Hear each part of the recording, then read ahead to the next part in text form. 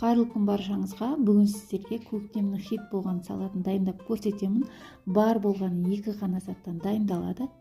Дәрумендерге өте бай біздің салатымызды міндетті түрде дайындап көріңіздер. Бізге керек болады 1 стакан кефир, редиска, қияр және аскөктер керек болады. Редисканы өте жұқа етіп, дәл осындай дөңгелек етіп турап аламыз.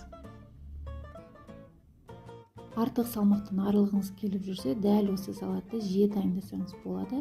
Кешкі астың орнына осы салатты қолдансаңыз болады. Туралған редискімізді үлкен жеп ыдысқа саламыз. Келесі бізде қияр. Қиярды да дәл солай дөңгелек етіп, жұқа етіп турап аламыз. Біздің салатымыз заттары өте қолжетімді.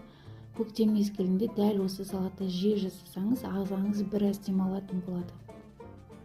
Міне біздің қиярымыз да дайын болды. Барлығын бір ыдысқа саламыз. Келесі бізде аскөктер. Өзіңізге ұнайтын аскөктерді қолдансаңыз болады. Мен қазір мына жерде кинза қолдандым. Кинза біздің салатымызға ерекше дәм береді.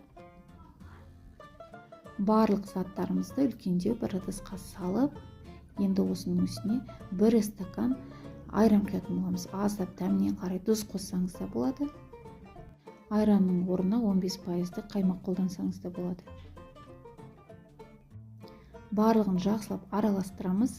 Ешқандай бұл салаттың күтудің қажеті жоқ. Дәл осылай дастарханға ұсынай берсеңіз болады. Бұл салатты қонақтарыңызға дайындасаңыздар болады. Өте жеңіл, ас құртуды жақсартатын салаттардың бірі. Осымен біздің салатымыз дайын болды. Әсемдеп осындай ыдыстарға салып, дастарханға ұсына берсек болады. Барлықтарыңызға ас болсын, міндетті түрде дәл осы салатты жасап көріңіздер.